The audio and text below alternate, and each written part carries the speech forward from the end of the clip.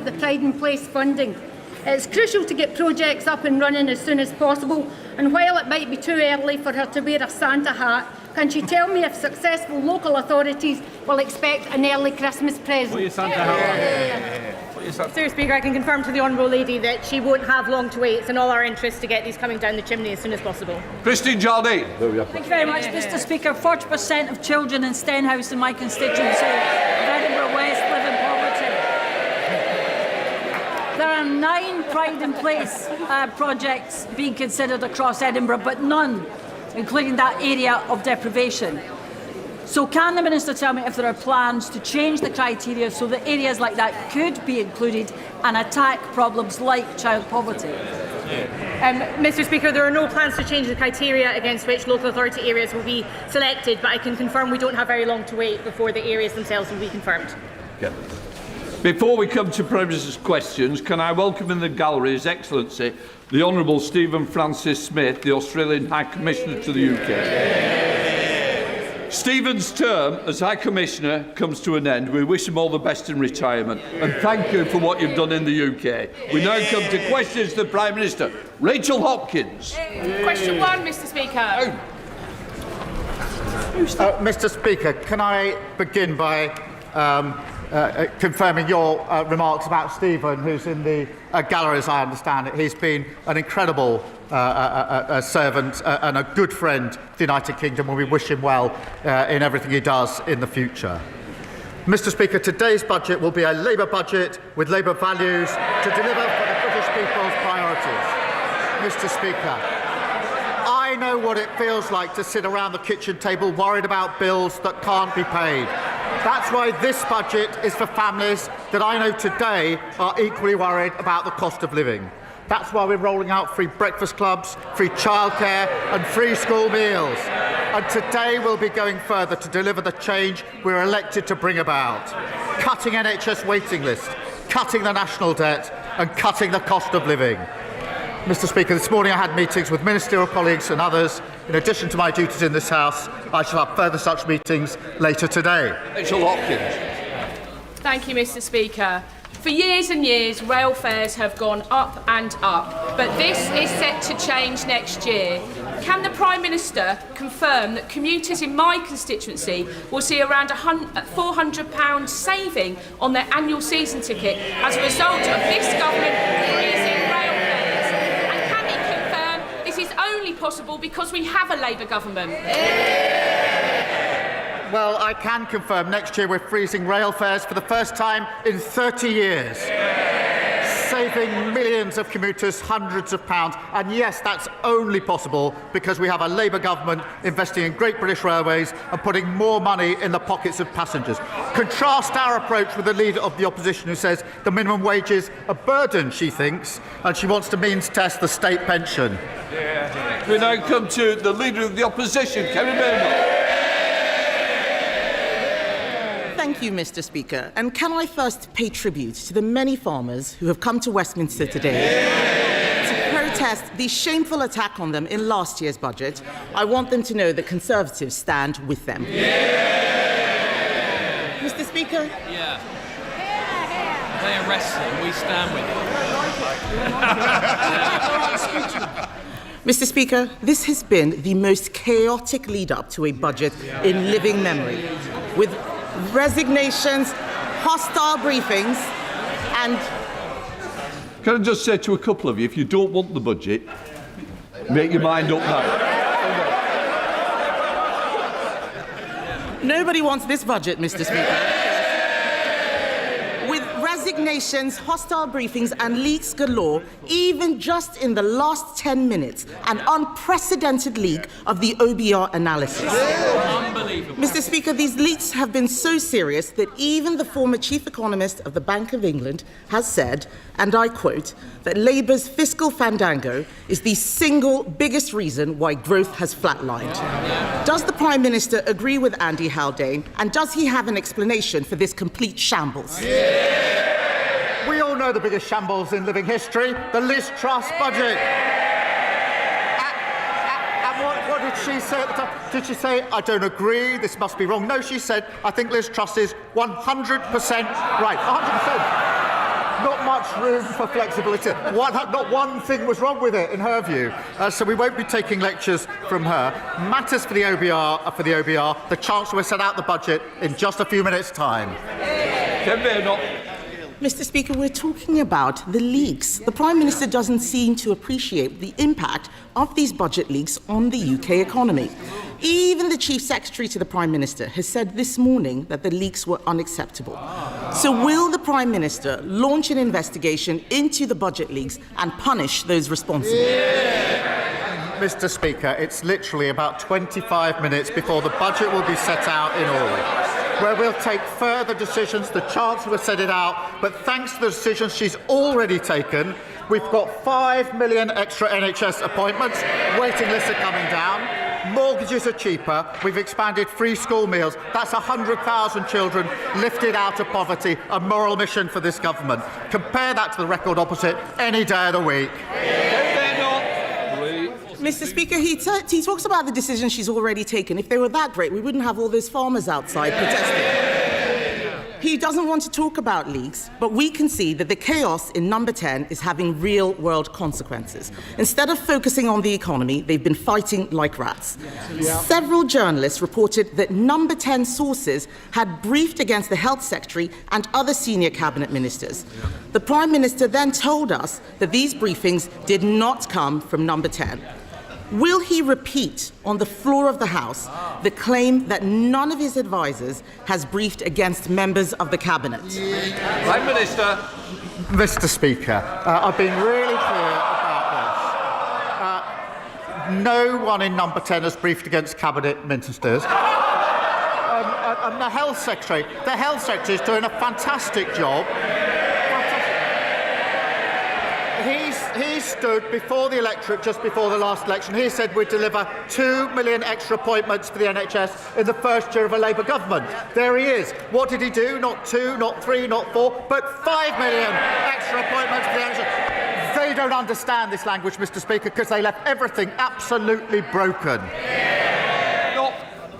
Mr. Speaker, the Prime Minister expects us to believe him. No one does. We all know that he did not have a serious leak inquiry. What he did, Mr. Speaker, was he asked Morgan McSweeney to investigate Morgan McSweeney, and then Morgan McSweeney discovered that Morgan McSweeney was innocent.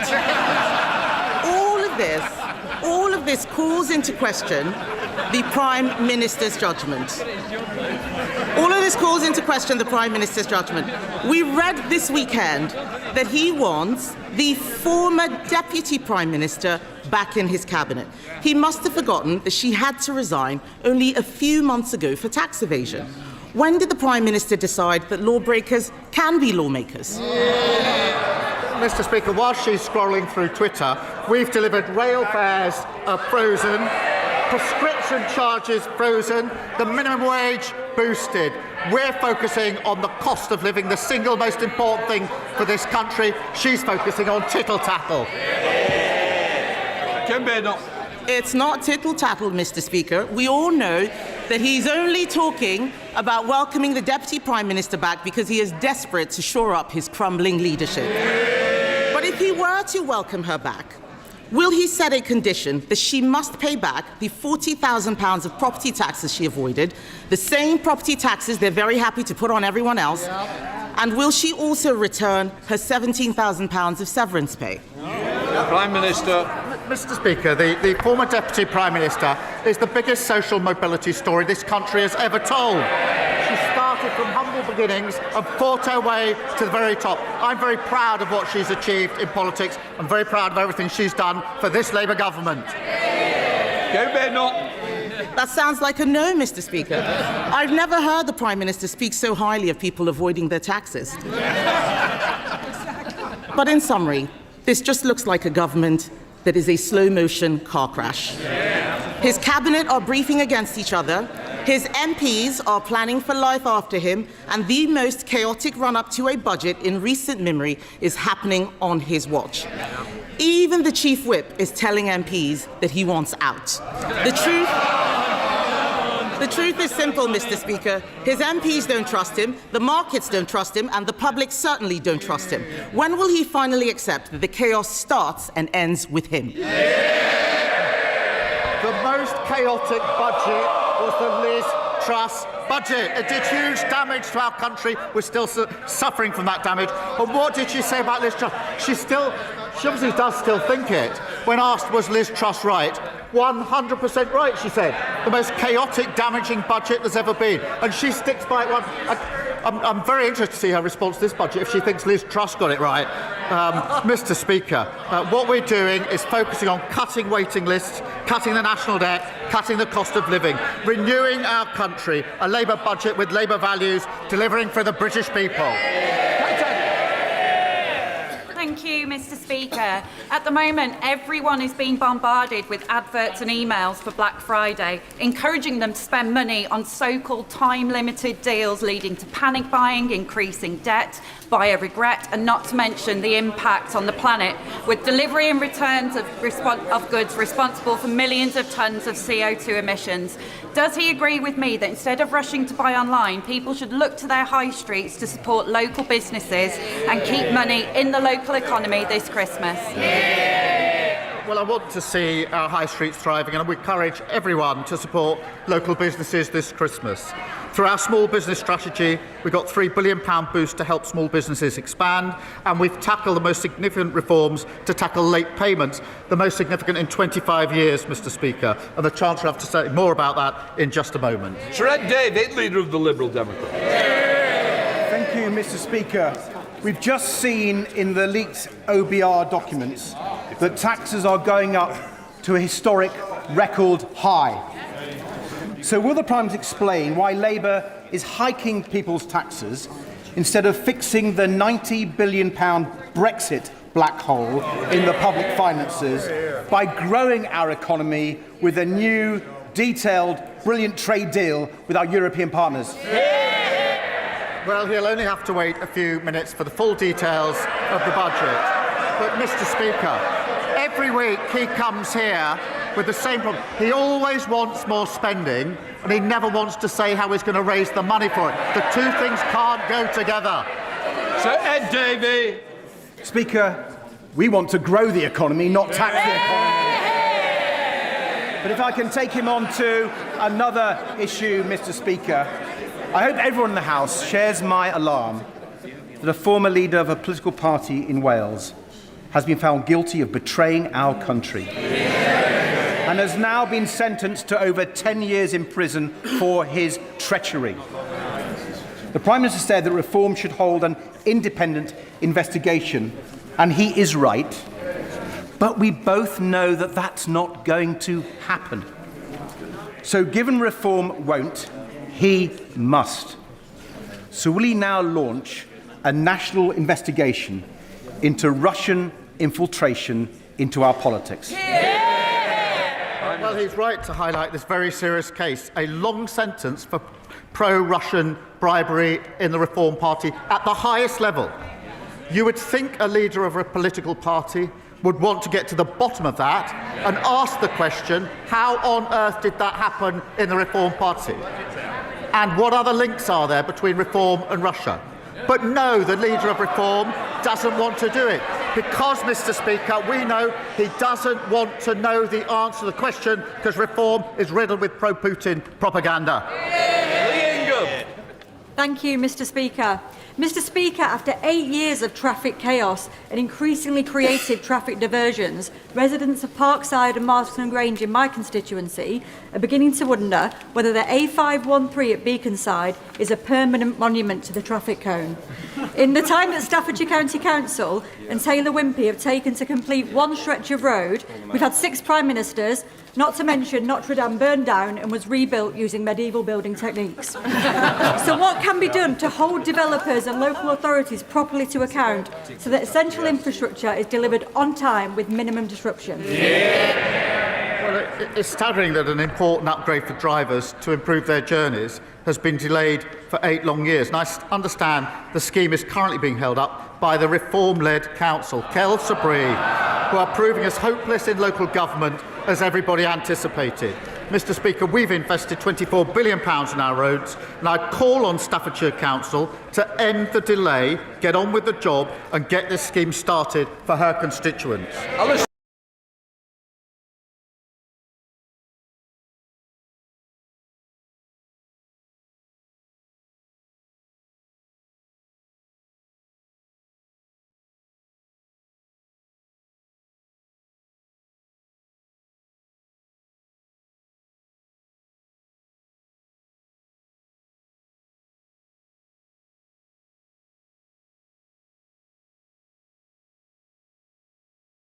plan to reform social care.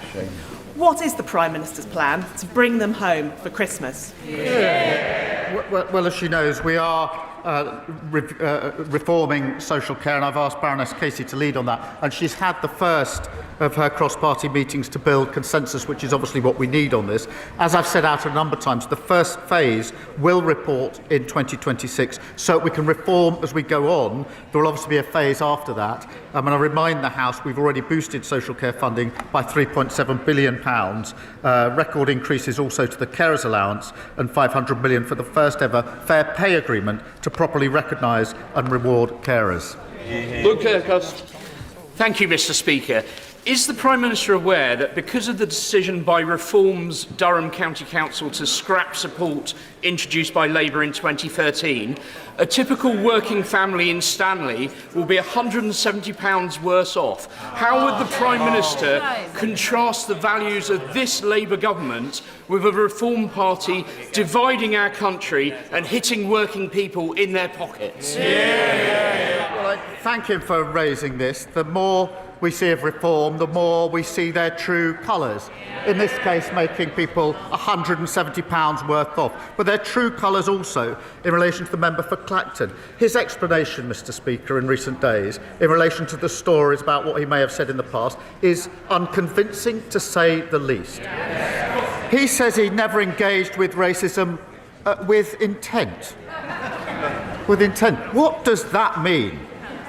Didn't engage with racism with intent. I have no doubt that if a young Jewish student was hissed at to mimic the sound of a gas chamber, they would find it upsetting.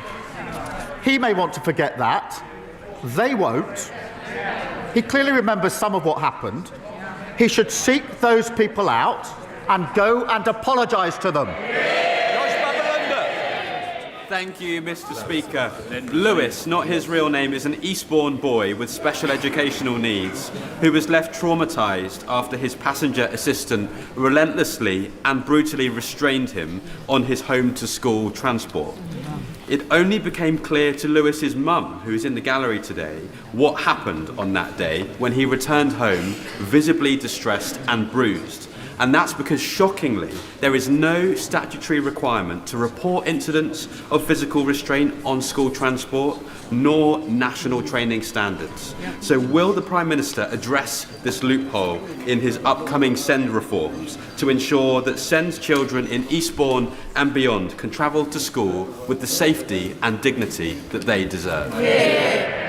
Well, can I say to him and to Lewis's mum, who's with us, that incidents like that should not be happening. I know that he's met, I think, with the Education Minister to discuss this. Every child should have tailored support, including on transport to school, and I can reassure him and Lewis's mum that that principle will be central to our reforms. Jenny Riddle-Carpenter. Thank you, Mr. Speaker. Last week, Roman Osborne, a 10-year-old in my constituency, hand-delivered a letter to 10 Downing Street to tell the Prime Minister about an accident that he had outside his primary school of Trimley St Martin in February, which left him spending 3 days in hospital and many, many more months recovering. Mr. Speaker, will the Prime Minister back my campaign, Safer at the Gates, and will he call on Tory-led Suffolk County Council to do the right thing and re-review the road and put the right safety measures in place outside Trimley St Martin and the other schools in my constituency? Can I thank her for that and thank Roman for his letter, which I took time to read last night. And I wanted just to read a short sentence from it, from Roman. He said this: "This accident wouldn't have happened if there was a safe place to cross the road. I'm concerned for other children's safety, and I don't want another accident like mine to happen again to anyone else." Mr. Speaker, what an incredible young boy, aged just 10. I totally agree with him, and I say to Roman, this is what we're going to do. Roman, I've asked ministers to work with all the right people to look at his school and get a safe crossing in place. And the Roads Minister will be happy to meet my honourable friend to discuss the road safety strategy. Sir Radai. Thank you, Mr. Speaker. This morning I met with farmers on Whitehall, and on Saturday farmers supplying milk to family-run White Farms who have been making traditional cheddar cheese near Bruton for 160 years. They all told me, Mr. Speaker, the family farm tax as it stands will devastate their businesses. So if he really wants growth, will the Prime Minister listen to farmers, industry, the EFRA Select Committee, even his own MPs, and pause and rethink this damaging and regressive tax? Mr. Speaker, we've invested a record £11.8 billion into sustainable farming this Parliament, and we set out a 25-year farming roadmap focused on increasing year-on-year productivity and profitability in farms. That is vitally important. Jen Craft. Thank you, Mr. Speaker. Last week, the COVID inquiry reported that 23,000 deaths occurred in England in the first wave of the pandemic that could have been prevented due to the UK response being too little too late. These were not just 23,000 deaths, Mr. Speaker. These were 23,000 people who had family and friends who loved them, and valuable lives that were cut short due to an abysmal failure of leadership by Boris Johnson and his government. They were categorically failed by a Prime Minister who prevaricated, delayed and prioritised political expediency over making the tough decisions that could have averted tragedy. If the Prime Minister were to lead us through the next pandemic, will he value saving lives above all else? Well, she's right. The report is a sombre moment, and it's important to remember the scale of suffering and the scale of the loss of life, which is made clear in the testimonies of the families in the report, and to remember the incredible contribution of frontline workers and everyone who focused on protecting others. Mr. Speaker, we're committed to learning the lessons needed from the COVID inquiry to protect and prepare us for the future. And the pandemic does still weigh heavily on our public finances and our NHS. That's why we've already conducted a pandemic exercise to test preparedness and agreed a historic global pandemic agreement to improve our ability to prevent global disease threats alongside our partners. Adam Dance. Mr. Speaker, I hope the Prime Minister will agree with me that the defence industry in Somerset is a key engine for growth, jobs and innovation. Leonardo in Yeovil is making a fantastic progress with the Proteus uncrewed helicopter, but the future of that project, thousands of jobs at the site in Yeovil and the 320 million Leonardo contribute to local GDP is dependent on the new medium helicopter contract. Will the Prime Minister reassure my constituents that he supports the industry in Yeovil, and will his government finally get round to awarding this long overdue contract? Well, can I pay tribute to those in Somerset and his constituency in the defence sector, which is hugely important to our country and our security. I can confirm we're continuing with the establishment procurement process for the new medium helicopter programme to deliver modern equipment for our armed forces.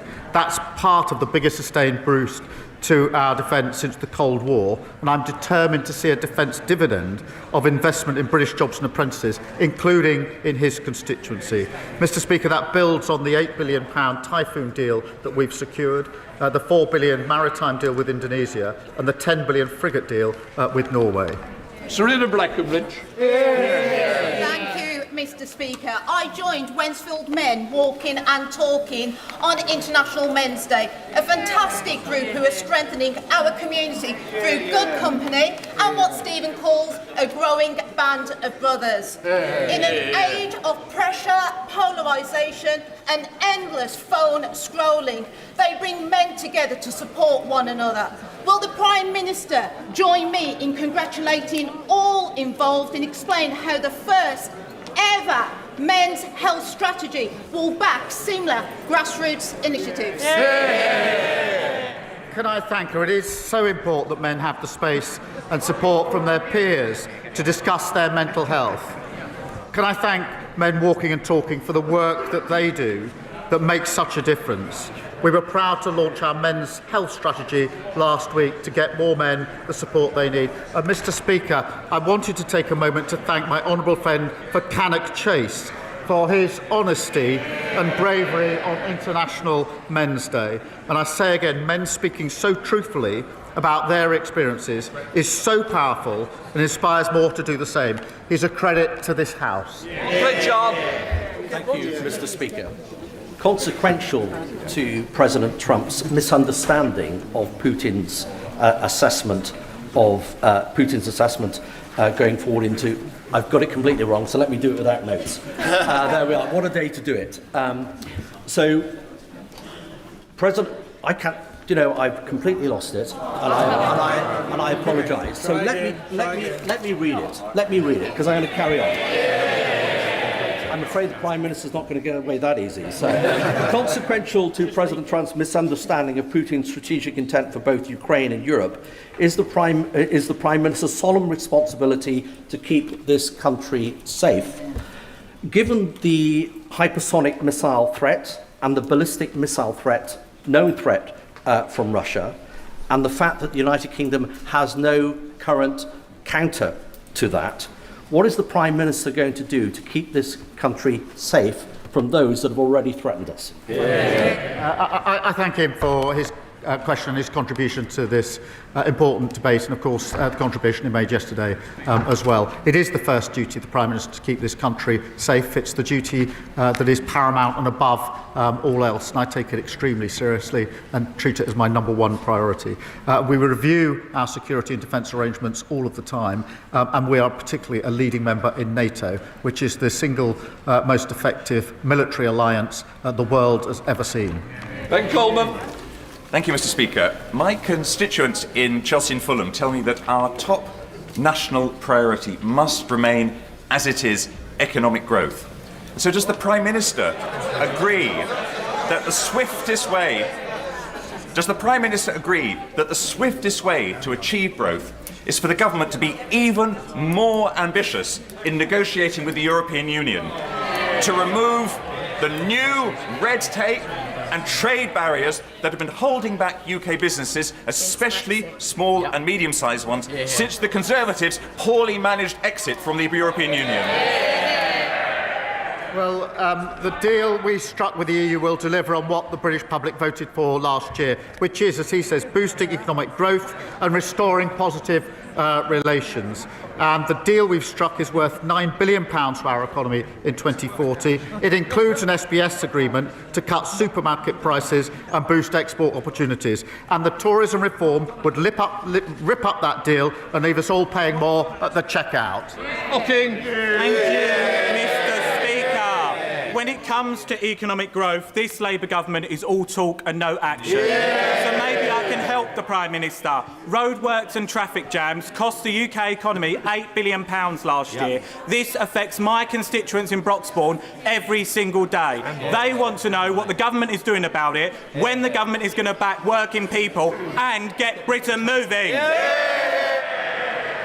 Under this government, growth is the highest in the G7 for the first half of this year. Under the last government, they crashed the economy. Emily Darwin.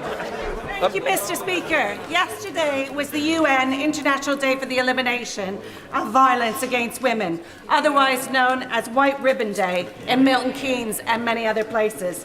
Will the Prime Minister join with me in congratulating Mr. Speaker on his commitment that this House will become the first national White Ribbon Parliament in the world? And will he join me, Mr. Speaker, and many members from across this House in making the White Ribbon promise to never use, excuse, or remain silent about men's violence against women? Can I thank her for raising this really important issue? And I'm really proud, Mr. Speaker, on what you've done with this Parliament in relation to the White Ribbon campaign.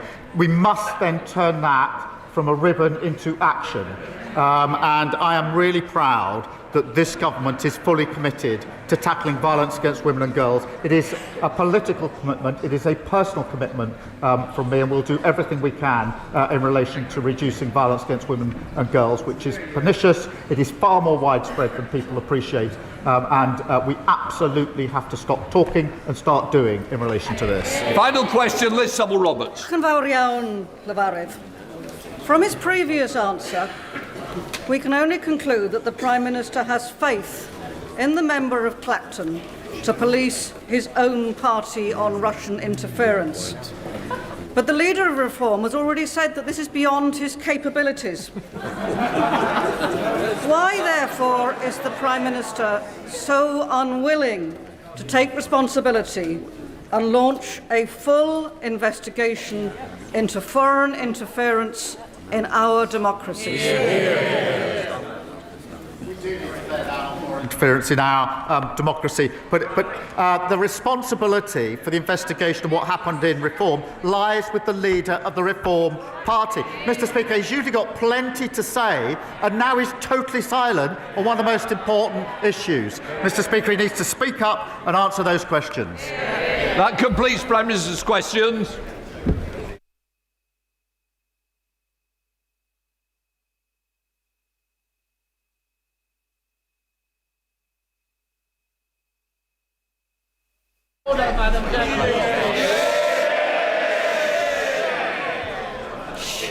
Point of order, Melstride. Thank you, Madam Deputy Speaker. On a point of order, Madam Deputy Speaker, this morning we have seen an unprecedented leak of the OBR's Economic and Fiscal Outlook report before the budget. This report contains market-sensitive information. It is utterly outrageous that this has happened, and this leak may indeed constitute a criminal act. In Prime Minister's questions, the Leader of the Opposition asked the Prime Minister about this leak, but he refused to answer her question.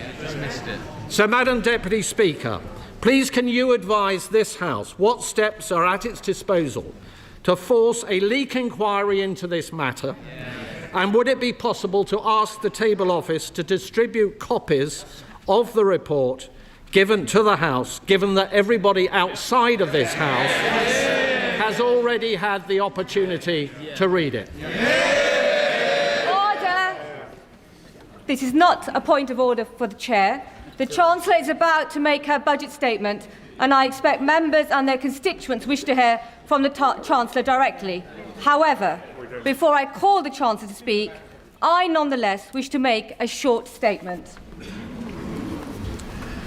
For a number of weeks, and yet again yesterday, there have been extensive briefings to the media on the government's fiscal policy and public finances. This disappointing trend in relation to budget briefings has been growing for a number of years under successive governments, but appears to have reached an unprecedented high. Weeks ago, we saw the Chancellor delivering a speech in Downing Street, setting the scene for the budget, as well as specific policy announcements being briefed out to the media in advance of today's financial statements. I don't need any help. And just a moment ago, it seems the OBR analysis has also appeared online. This all falls short of standards that the House expects. The premature disclosure of the contents of the budget has always been regarded as a supreme discourtesy to this House and to all the democratically elected members, not to mention to Mr. Speaker and to myself, the Chairman of Ways and Means. The government's own ministerial code cannot be clearer, as set out in paragraph 9.1. When Parliament is in session, the most important announcements of government policy should be made in the first instance to Parliament. Mr. Speaker has always upheld the rights of this House and its members to be treated with respect and to be the first to hear major government policy announcements on behalf of their constituents. As Chairman of Ways and Means, I have responsibility to oversee the House's consideration of the budget statement and the ensuing resolutions, which are described in Erskine May, paragraph 36-33, as the most important business of Ways and Means in this House. I want honourable members on all sides of the House to have adequate opportunity to hold the Chancellor to account, rather than hear and read about new policies on a daily basis in the media. And like many, I also expected better. Before I call the Chancellor of the Exchequer, I remind honourable members that copies of the budget resolutions will be available to them from the Vote Office in members' lobby at the end of the Chancellor's statement and online. Shh. I also remind honourable members that interventions are not taken during the Chancellor's statement, nor during replies to the Leader of the Opposition or the Leader of the Liberal Democrats. I call the Chancellor of the Exchequer.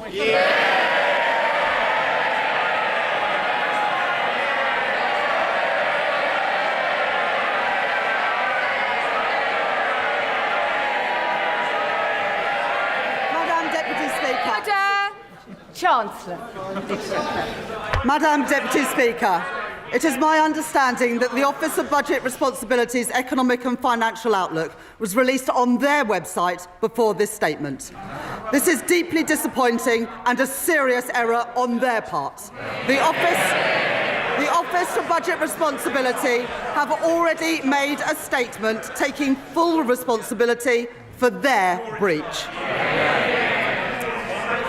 Madam Deputy Speaker, we are rebuilding our economy. Over the last 16 months, we have overhauled our planning system to get Britain building, forged new trade deals with the United States, India and the European Union, reformed our visa system to bring the brightest and the best to Britain.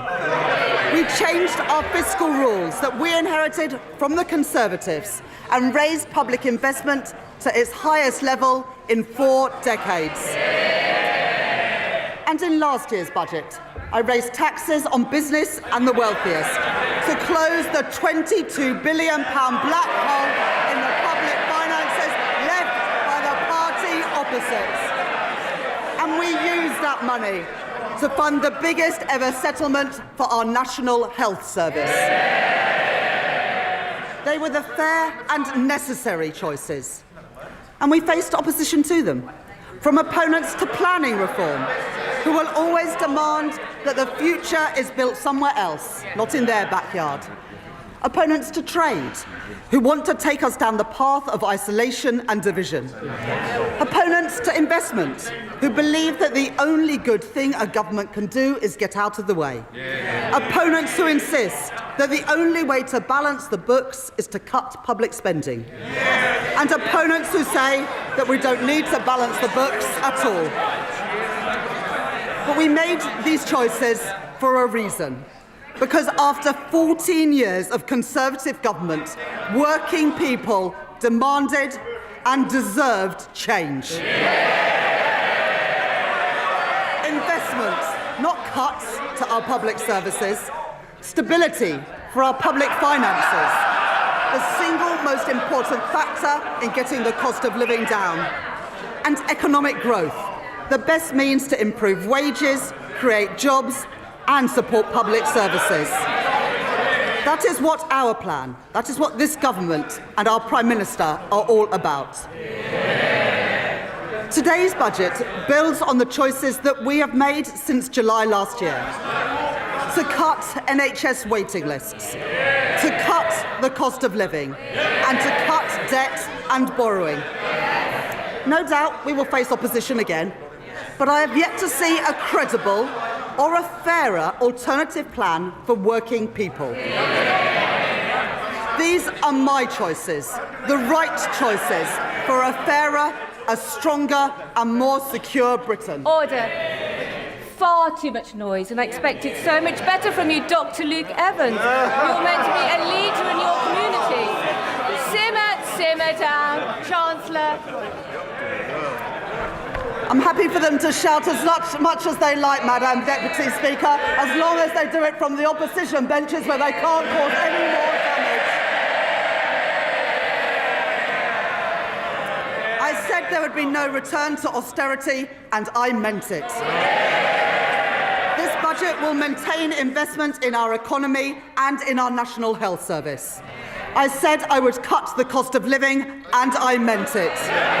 This budget will bring down inflation and provide immediate relief for families. I said I would cut debt and borrowing, and I meant it.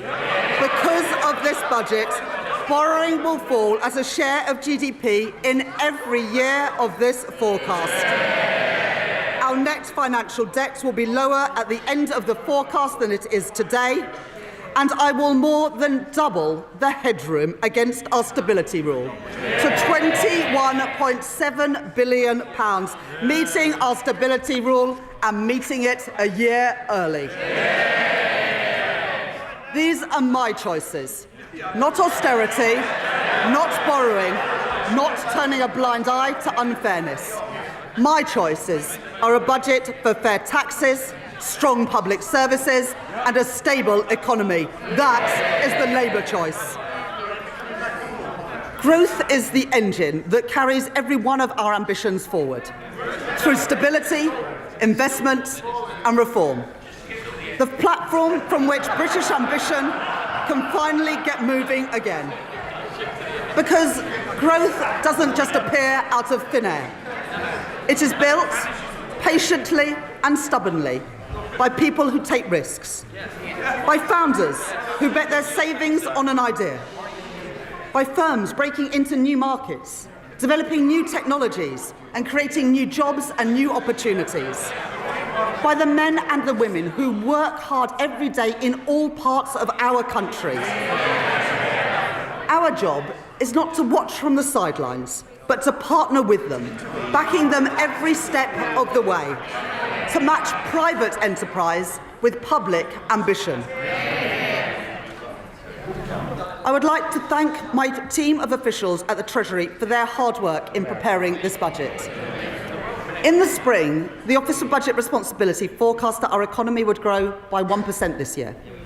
I said then that Britain would defy the forecasts, and defy them we have. The OBR have upgraded Britain's growth for this year from 1% to 1.5%.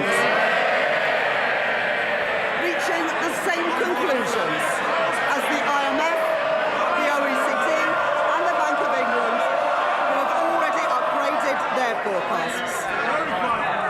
Today, the OBR have published the result of their review of the supply side of the economy. They are clear that this is not about the last 14 months. It is about the previous 14 years. The legacy of Brexit and the pandemic, and the damaging decisions by the party opposite. Cutting public spending, leaving communities and entire regions behind, starving our economy of investment and weakening our public services. As a result of their review, the OBR are reducing their expectations for productivity growth by 0.3 percentage points to 1% by the end of the forecast. They say today, and I quote, "Real GDP is forecast to grow by 1.5% on average over the forecast due to lower underlying productivity growth. There is an impact on our public finances too. The OBR say that their productivity forecast will mean £16 billion less in tax receipts by 2030. These forecasts are the Tories' legacy, not Britain's destiny.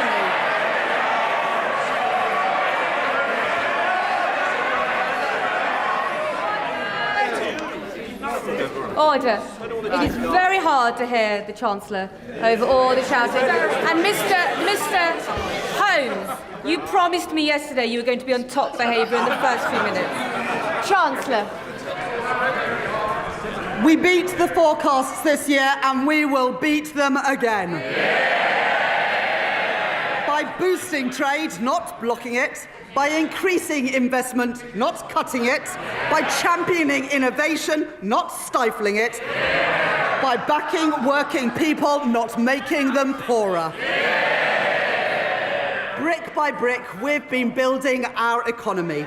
Building roads, building homes, getting spades in the ground and cranes in the sky. Growth begins with the spark of an entrepreneur. Half of new jobs in Britain are created by scale-up businesses. And we want those jobs created here, not somewhere else. Our job is to make Britain the best place in the world to start up, to scale up and to stay. So we're widening eligibility for our enterprise incentives, so scale-ups can attract the talent and the capital that they need. Expanding the enterprise management incentive so more companies can offer tax-relieved share options. Re-engineering our enterprise investment and venture capital trust schemes so they don't just back early-stage ideas, but stay with companies as they grow. Introducing UK listings relief, a 3-year exemption from stamp duty reserve tax for companies who choose to list here in Britain. And to continue this work, I am launching a call for evidence on how our tax system can better back entrepreneurs, and a targeted review with founders and investors at the heart to make the UK an even more attractive place to grow your business. We are sending a simple message to the world.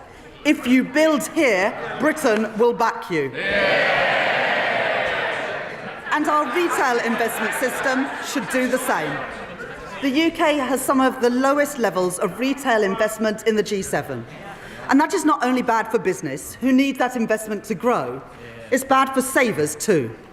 Someone who has invested £1,000 a year in an average stocks and shares ISA every year since 1999 would be £50,000 better off today if they'd put that same money into if they'd put the same money into a cash ISA.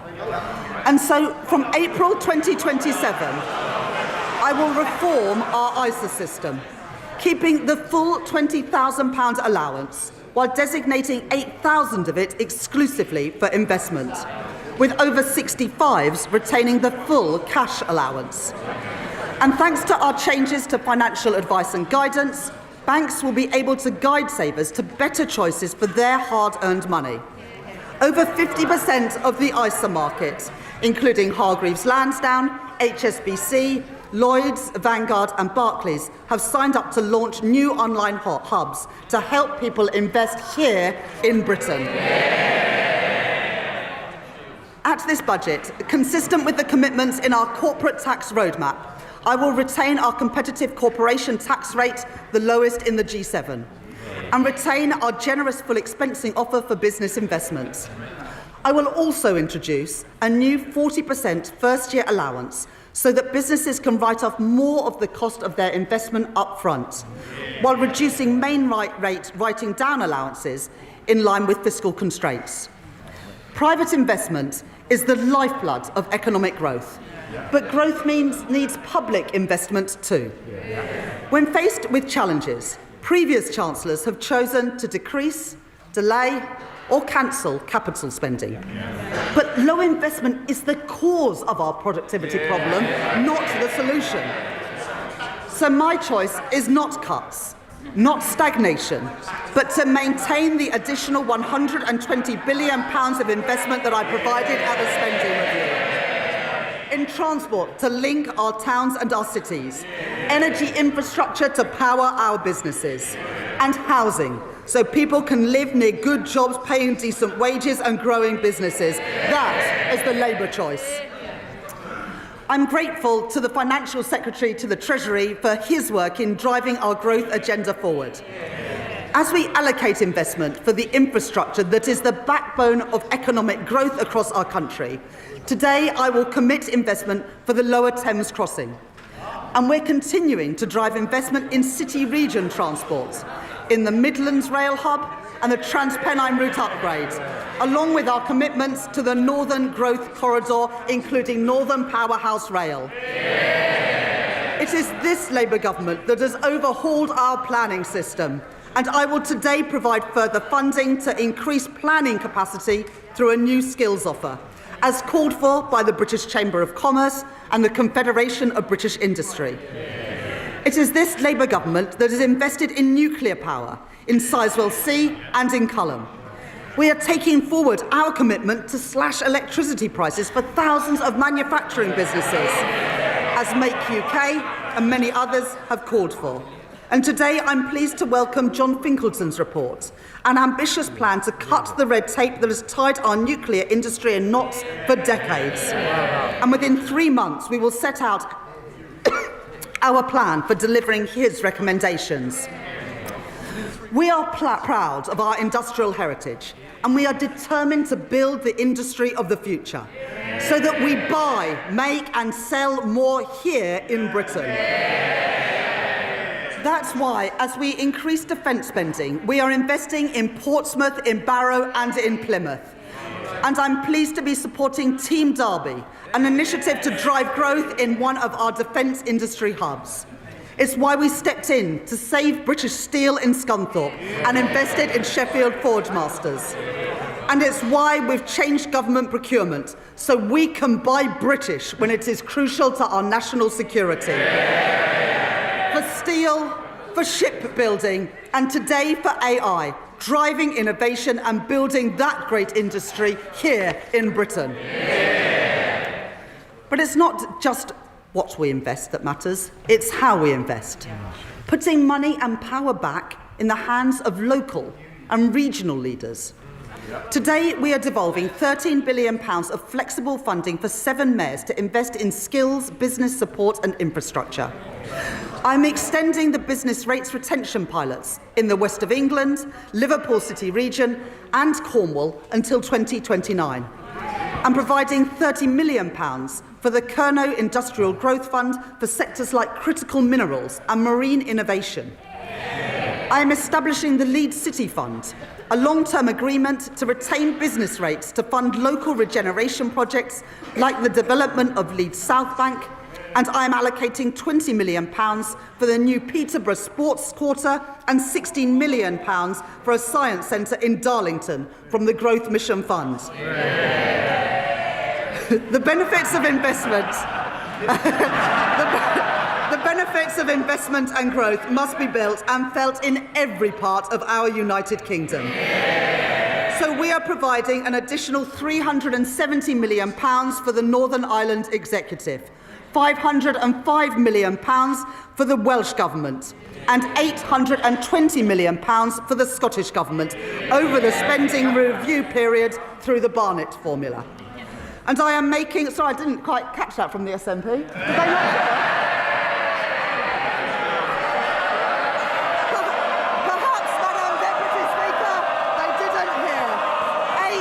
£120 million for the Scottish Government over the spending review period because Anna Sawa asked us to.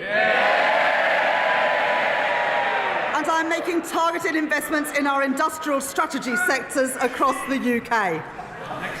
In Northern Ireland, I am providing £17 million to support businesses and strengthen the UK internal market, and backing advanced manufacturing through the Northern Ireland Enhanced Investment Zone.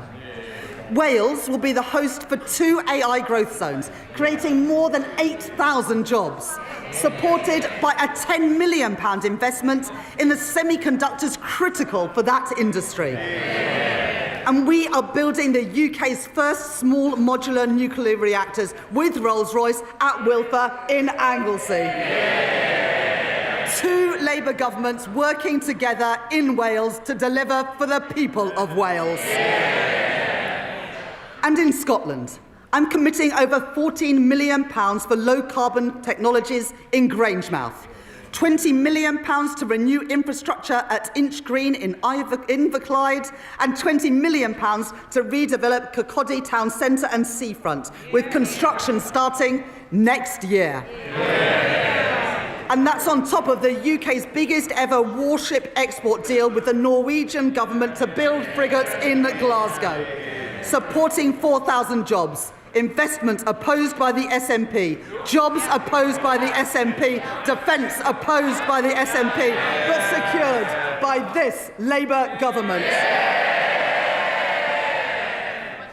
A growing economy needs strong foundations of economic stability, with borrowing, inflation down and investment up. That is good for business, and it is good for working people, so they have more money in their pockets.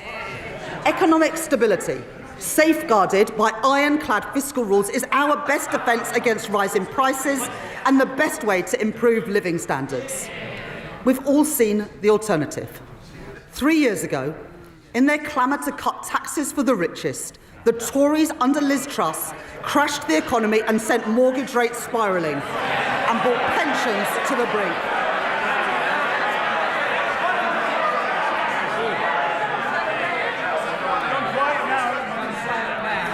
They've been so loud, Madam Deputy Speaker, and yet I can't even hear them now. Now, I know that the leader of the Green Party is a keen hypnotherapist, and he believes that he can achieve remarkable things using only the power of his mind. Unfortunately, the only things getting bigger under his approach would be the deficit and the rate of inflation. And for all the damage that the Conservative cuts did to our schools and our hospitals, they also doubled the national debt. Our net financial debt this year will be £2.6 trillion, 83% of GDP, meaning that today, 1 in every £10 that government spends is on debt interest. Not on paying down that debt, but just on paying the interest on the debt that we inherited from the Conservatives. My fiscal rules will get borrowing down while supporting investment. The stability rule, that day-to-day expenditure must be met through tax receipts, and the investment rule, which allows me to increase investment whilst getting debt on a downward path. Those fiscal rules are non-negotiable. I met them at the budget last year, I met them in the spring, and I have met them today.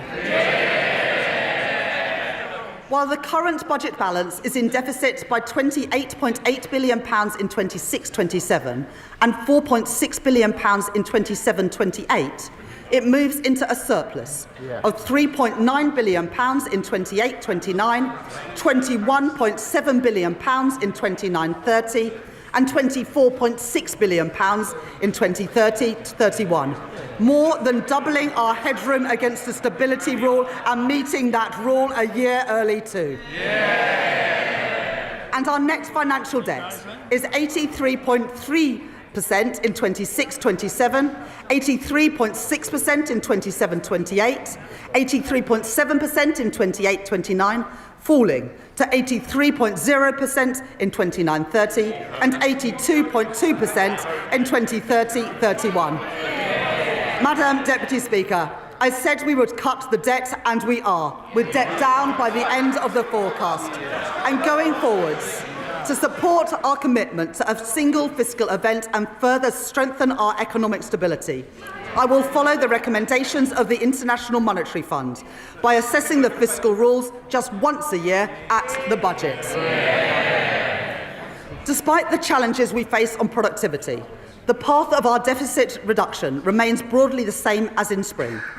Public sector net borrowing is due to be £112.1 billion, or 3.5% of GDP in 26-27, 3% in 27-28, 2.6% in 28-29, 1.9% in 29-30, and 1.9% in 2030-31, ending at £67.2 billion, translating into an increase in the net cash requirement next year of £4.2 billion, taking the total to £133.3 billion.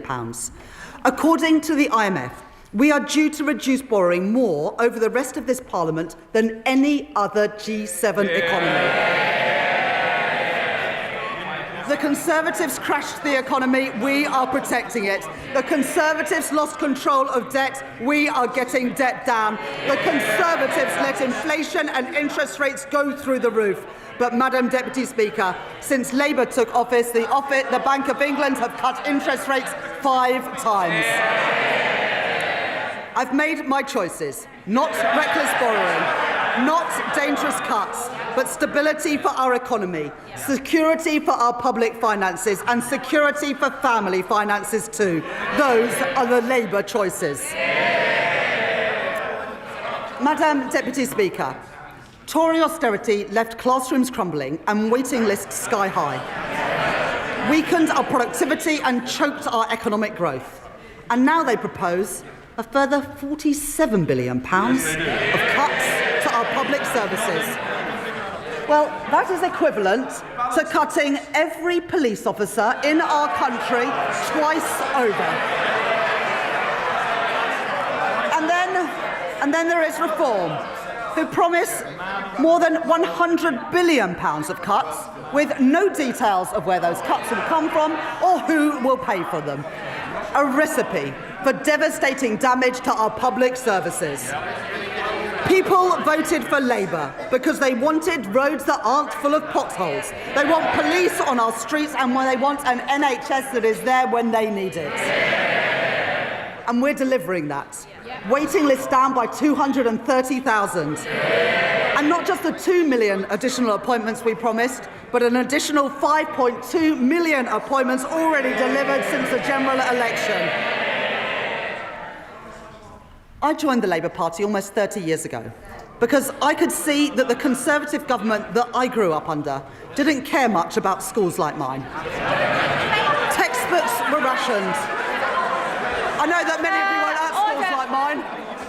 There is far too much noise, far too much excitement. People need to calm down a little. Chancellor. They don't want to hear what the Tories did to schools like mine, but I will tell them. Textbooks rationed, libraries closed, kids herded into porter cabins in the playground, and I came into politics to change that. The money that I allocated at the spending review will fix the crumbling classrooms that the Conservatives left behind and build the schools that they promised but never delivered.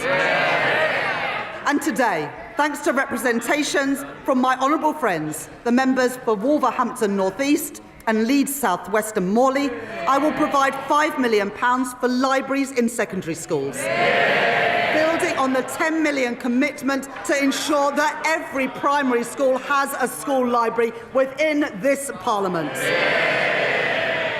And thanks to representations from my honourable friends, the members for Bournemouth East and from Luton North, I am providing £18 million to improve and upgrade playgrounds across England. Madam Deputy Speaker, let there be no doubt that this is a government that is on the side of our kids and who will back their potential. I will not allow the legacies of Conservative neglect to stain our society. Last year, I made changes to the mine workers' pension scheme to ensure that its members receive the fair pensions that they are owed. This year, with thanks to the Minister for Pensions for all his work in this subject, I can go further. I have heard representations from Labour Coalfield MPs, including my honourable friends, the members for Bassetlaw, Blyth and Ashington, Barnsley South, Mansfield and Llanelli. And today I can announce that I will transfer the Investment Reserve Fund of the British Coal Staff Superannuation Scheme to its members. The men and the women who worked in our coal industry get a fair deal in their retirement too. And more. Having heard representations from my honourable friends, the members for Banbury and the member for Edinburgh South West, I will index for inflation on pensions accrued before 1997 in the Pension Protection Fund and the Financial Assurance Scheme, so that people whose pension schemes became insolvent, no fault of their own, no longer lose out as the result of inflation. Last year, I also provided funding to compensate the victims of the infected blood scandal, after the previous government failed to budget for the costs of compensation. This year, I have listened to representations from my honourable friend, the member for Eltham and Chislehurst, and my honourable friend, the member for Edinburgh South West. And I'd like to thank the Minister for Employment for her representations over many years on this subject. As a result, I will exempt all payments from the infected blood scheme from inheritance tax, regardless of the circumstances in which those payments are passed down. Madam Deputy Speaker, that is how we should be spending taxpayers' money, on dealing with injustices and building strong public services, not on waste and inefficiency. At the spending review, I set an ambitious target of £14 billion of efficiencies per year by 2029, and I am grateful to the Chief Secretary to the Treasury for driving that work forward, realising savings through AI and automation, and by scrapping NHS England and reducing back-office staff by 18,000. At this budget, I will find a further £4.9 billion of efficiencies by 2031, getting rid of police and crime commissioners, cutting the cost of politics and local government, and selling government assets that we no longer have any use for. These savings will be required across government, but for our National Health Service, I will reinvest all of these savings back into the care that people rely on. More nurses, more GPs, more appointments. restoring the services that faltered under years of Conservative decline, and investing in the future of our National Health Service. And today I am announcing £300 million of investment in technology to improve patient service and 250 new neighbourhood health centres. Expanding more services into communities so that people can receive treatment outside of hospitals and get better, faster care where they live. Over 100 of these will be delivered by 2030, including in Birmingham, Truro and Southall. The Labour Party founded our National Health Service, and we will renew our National Health Service. I will take the same approach for defence spending that I take to NHS spending, reinvesting savings back into our national security. In our age of insecurity, Britain will continue to stand with our allies, working in collaboration to secure a sustainable ceasefire for Ukraine, and maintaining our commitment to NATO, with the UK set to spend 2.6% of GDP on defence by April 2027. Madam Deputy Speaker, the public rightly expects that we stamp out fraud, error and waste, and put that money to good use in our schools and our hospitals and other frontline services. My right honourable friend, the Home Secretary, has already announced that she will claw back excess profits from the use of hotels to house asylum seekers, as we phase out the use of those hotels entirely. And we will consult on reforms to indefinite leave to remain and access to taxpayer-funded benefits. The introduction of digital ID will break the link between illegal migration and illegal working.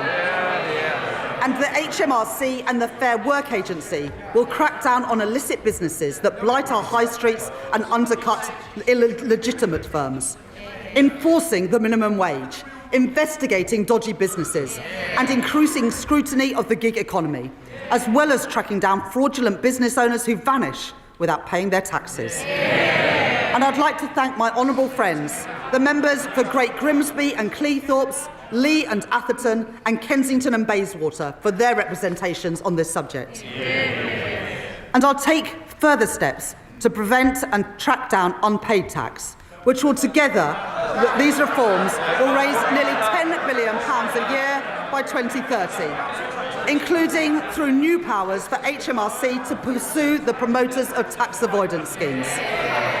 I am building on our successful use of targeted checks on welfare claims to root out fraud and error and prevent public money being paid to people who are not entitled to it. And I would like to thank Tom Hayhoe, the COVID Corruption Commissioner, for his work in helping to chase down nearly £400 million from dodgy pandemic spending and contracts.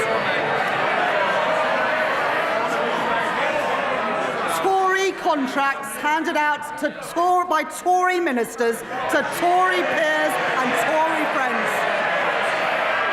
Well, that money belongs in our schools and in our hospitals. It is so noisy now, we can barely hear the Chancellor. Everybody needs to calm down. Chancellor. Well, I wouldn't want any honourable member to miss this. So we are chasing down that money, and we've got almost £400 million back from dodgy pandemic spending and contracts. Tory contracts handed out by Tory ministers to Tory peers and Tory donors. Well, that money belongs in our schools and in our hospitals, and we are getting that money back. And finally, Madam Deputy Speaker, we are ramping up sanctions on Russia, and we are freezing known Russian assets. But let me be clear, I don't actually mean the honourable member for Clacton.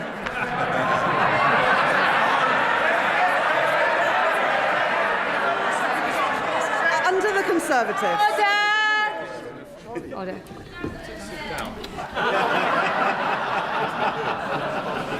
You don't need commentary from the backbenches, and Mr. Dewhurst, you are so loud. It's remarkable how far your voice carries. Chancellor.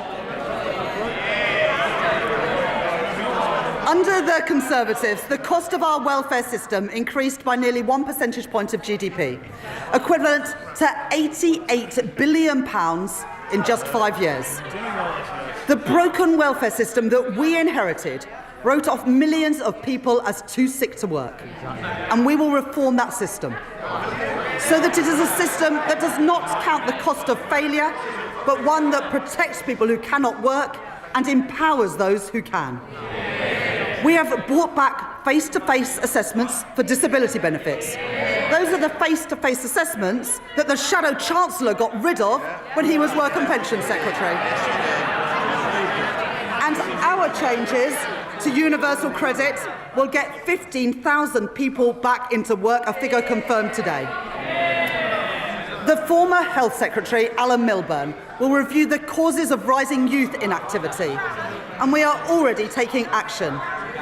I'm grateful to the Federation of Small Businesses and Small Business Britain for their representations on apprenticeships. And today I am announcing funding to make the training for under 25 apprenticeships completely free for small and medium-sized enterprises.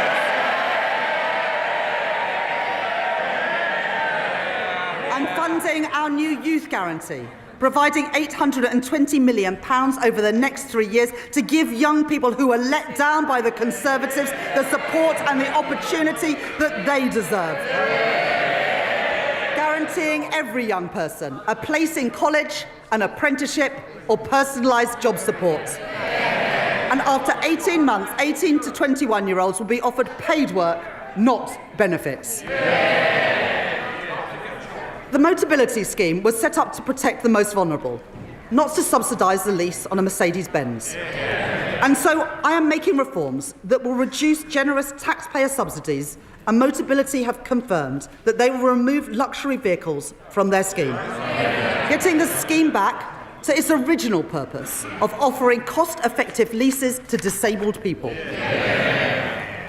And taxpayers' money should not be spent on pensions for people abroad, who only lived here for a couple of years and may never even have paid a penny in tax. The Conservatives allowed thousands of people living abroad to buy their way into the state pension for as little as £3.50 a week, debasing the purpose of our pension system. And so I will abolish access to Class 2 voluntary national insurance contributions for people living abroad, increasing the time that someone has to live or work in Britain to 10 years and increasing the contributions that they must pay. These reforms improve our welfare system. They support our young people, protect those who need it most, and put an end to Conservative waste and unfairness. Madam Deputy Speaker, to break the cycle of austerity, we need a fair and a sustainable tax system, one that generates revenues to fund the public services that we all use, and supports investment to grow our economy. That does mean that today I am asking everyone to make a contribution. The previous Conservative government froze personal tax thresholds from 2021 to 2028. And today I will maintain all income tax and equivalent national insurance thresholds at their current level for a further 3 years from 2028. Ensuring that people...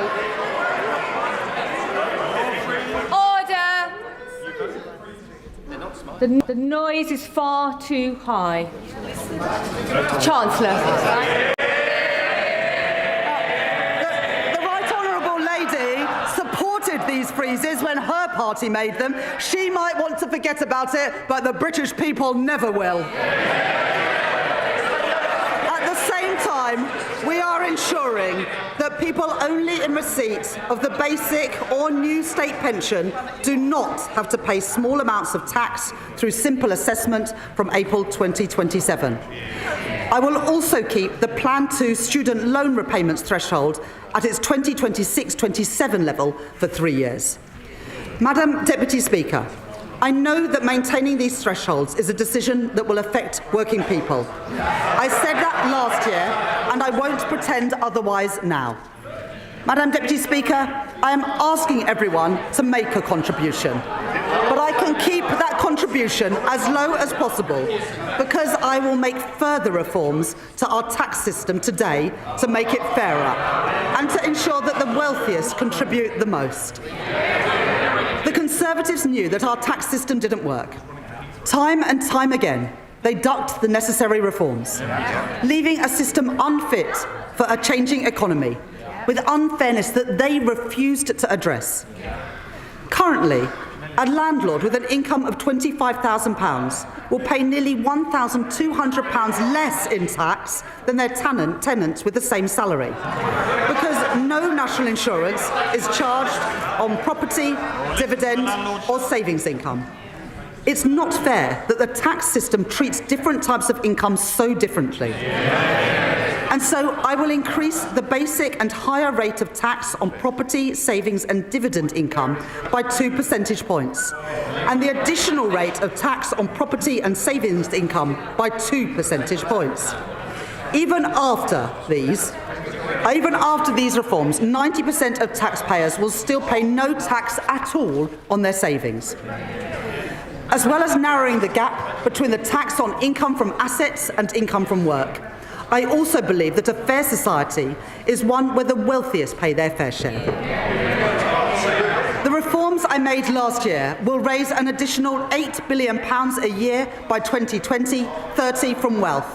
I increased taxes last year on private equity, private schools and private jets. I abolished the non-dom tax regime. And this year, I will make 2 changes to cap trust charges and prevent avoidance. I reformed inheritance tax on agricultural and business assets. And this year, I am aligning those reforms with wider inheritance tax rules by allowing the transfer of the 100% relief allowance between spouses, balancing the taxation of these valuable assets with the realities of family life. In this budget, I will take further steps to deal with a long-standing source of wealth inequality in our country. A Band D home in Darlington or Blackpool pays just under £2,400 in council tax, nearly £300 more than a £10 million mansion in Mayfair. And so, from 2028, I am introducing the high-value council tax surcharge in England, an annual £2,500 charge for properties worth more than £2 million, rising to £7,500 for properties worth more than £5 million. This will be collected alongside council tax, levied on owners, and we will consult on options for support or deferral. This new surcharge will raise over £400 million by 2031 and will be charged on less than the top 1% of properties. Madam Deputy Speaker, reliefs in our tax system cost the taxpayer billions of pounds a year, but many of them no longer serve their original purpose. The government rightly provides generous tax relief for people paying into a pension, relieving income tax on all contributions and on the investment itself, as well as national insurance relief on employer contributions, at a cost of over £70 billion a year to the Exchequer. This budget makes no changes to those reliefs or to the tax-free lump sum. But salary sacrifice for pensions, which was intended to be a small part of our pension system, is forecast to almost treble in cost to other taxpayers, from £2.8 billion in 2017 to £8 billion by 2030, with the greatest benefit going to the highest earners, or to those in the financial services sector putting their bonuses into pensions tax-free, while those on the minimum wage or those whose employers don't offer salary sacrifice don't benefit at all. That is not sustainable for our public finances, putting pressure on the tax that everyone else pays. And so I am introducing a £2,000 cap on salary sacrifice into a pension, with contributions above that taxed in the same way as other employee pension contributions. That is a pragmatic step so that people, especially on low and middle incomes, can continue to use salary sacrifice for their pension without paying any more in tax than they do now, and to give individuals and employers time to adjust to these new arrangements. These changes will come into effect in 2029. The coalition government introduced 100% relief from capital gains tax on business sales made to employee ownership trusts, creating a route for gains to go completely untaxed when businesses are sold. I will reduce that relief to 50%, retaining a strong incentive for employee-owned companies. And as we work towards doubling the size of the cooperative economy, the Department for Business and Trade will launch a call for evidence on how we can better support co-ops to grow. Because of the changes that I have made to capital gains tax this year and last year, receipts are forecast to increase from £14 billion this year to £30 billion by 2030. To support our high streets, I am announcing a package of regulatory changes as called for by UK Hospitality and the British Retail Consortium. And I will support the Great British Pub through our new national licensing framework, encouraging councils to back our pubs and to back late-night venues with greater freedoms. For business rates, I will introduce permanently lower tax rates for over 750,000 retail, hospitality and leisure properties, the lowest rates since 1991. Paid for through higher rates on properties worth more than £500,000, like the warehouses used by online giants. Alongside this, I will introduce a package of support worth over £4.3 billion over the next 3 years for a property of any size seeing a large increase in their bill. And to support a level playing field in retail, I will stop online firms from undercutting our high street businesses by ensuring customs duty applies on parcels of any value. I will reform our motoring taxes, exempting search and rescue vehicles from vehicle excise duty as called for by my honourable friends, the member for the Western Isles and for Whitehaven and Workington. And because all cars contribute to the wear and tear on our roads, I will ensure that drivers are taxed according to how much they drive and not just by the type of car they own, by introducing the electric vehicle excise duty on electric cars. This will be payable each year alongside vehicle excise duty at 3p per mile for electric cars and 1.5p for plug-in hybrids, helping us to double road maintenance funding in England over the course of this Parliament. And alongside this, I am providing support to boost our British car industry, increasing the threshold for the expensive car supplement on electric vehicles to £50,000, saving over 1 million motorists £440 a year. Providing £1.3 billion additional funding for the electric car grant, extending it to 2030 and taking total funding to £2 billion, as well as delaying changes to the employee car ownership scheme. In addition, we're investing a further £200 million to accelerate the rollout of EV charging, as well as 100% business rates relief for EV charge points for the next decade, with thanks to my honourable friend, the member for Camborne and Redruth, for his representations on this policy. And I will improve competition in our taxi industry by ending ride-hailing companies' use of a discount scheme intended for coach tours, as called for by Steve McNamara, the General Secretary of the Licensed Taxi Drivers Association, legislating to restrict access so that everyone pays fairly and protecting £700 million of tax revenue each year. I am responding to our consultation on landfill tax, and listening to representations, particularly from our house building industry. I will not converge towards a single rate, but I will prevent the gap between the two rates from widening to balance the need to address tax avoidance in the current structure. I will today publish Ray McCann's report into the loan charge along with the government's response. setting out a new settlement opportunity that will finally allow people to finalise their position and draw a line under this long-standing issue. And I'd like to thank my honourable friend, the member for Milton Keynes Central, for her representations on this subject. I will continue with the planned uprating for tobacco duties that I set out last year and uprate alcohol duties by inflation, along with our plans to introduce a vaping products duty in 2026 and changes to the soft drinks industry levy announced by my right honourable friend, the Health Secretary, yesterday.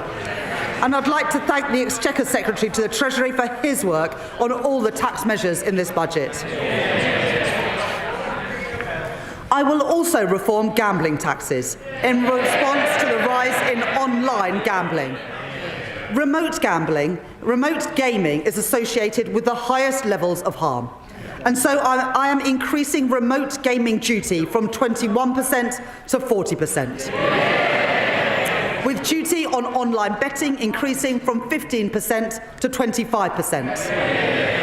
I am making no change to the taxes on in-person gambling or on horse racing. And I am abolishing bingo duty entirely from April next year. Taken together, my reforms to gambling tax will raise over £1 billion per year by 2031.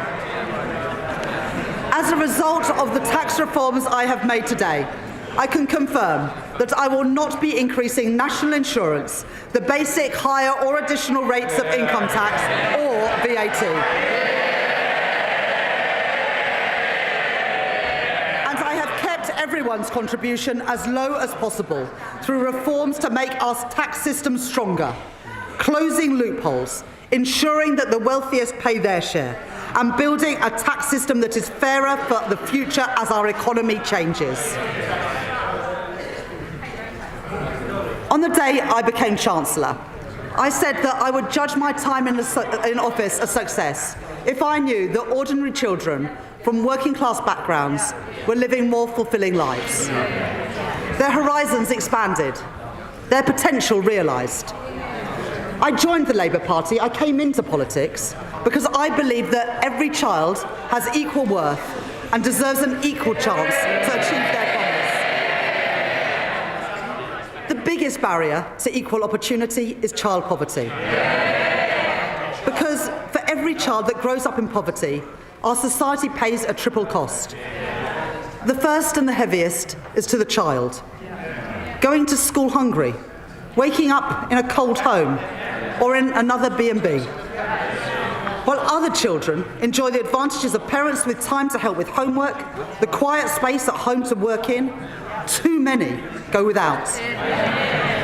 And there is also the cost of supporting a family in poverty, which ends up in the lap of overstretched councils, who can do no more than shunt them into temporary accommodation at huge cost to local taxpayers. Then there is the future cost to our economy and to our society, of wasted talent and a welfare system that bears the cost of failure for decades to come.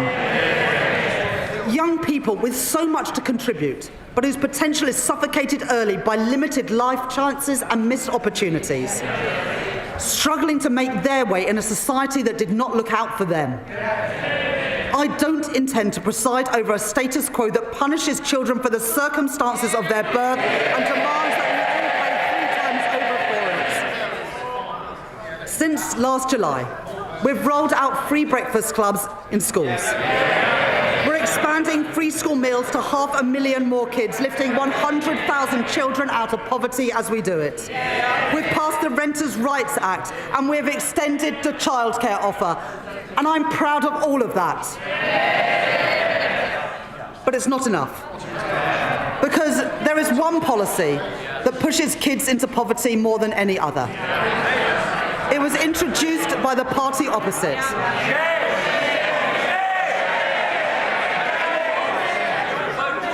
They said it would save money and that it would bring about behavioural change, disincentivising poorer families from having more children. Well, even on its own terms, it failed. The welfare bill has continued to rise, and there's been no difference in the size of families. But what it has done is to push hundreds of thousands of children into poverty since it was introduced. They said they were punishing parents' choices, but it's the kids who have paid the price. They've paid the price for the policies of a party which opted for cynical gimmicks over real savings in our welfare system.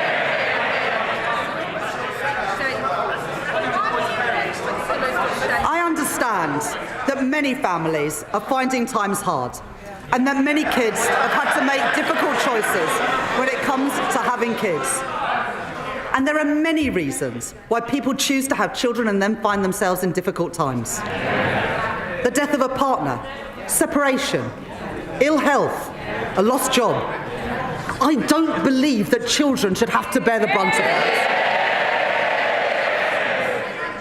And neither can I, in good conscience, leave in place the vile policy known as the rape clause, requiring women to prove if their child has been conceived non-consensually to receive support.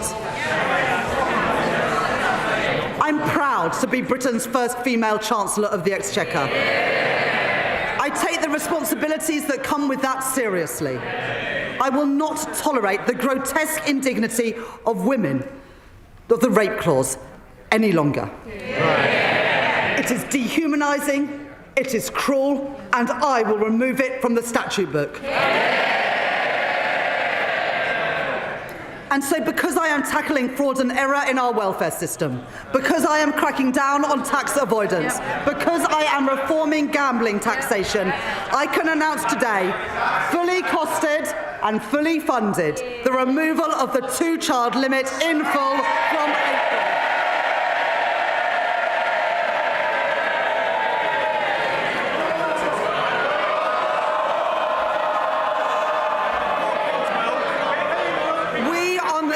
Of that. It's amazing what people get so angry about, and we've seen their true colours today. The thing they get angry about is lifting children out of poverty. Order. Our constituents will want to hear the Chancellor. I think our constituents have heard all they need to from the party opposites today. We on this side of the House do not believe that the solution to a broken welfare system is to punish the most vulnerable. We are lifting 450,000 children out of poverty with the end of the two-child limit.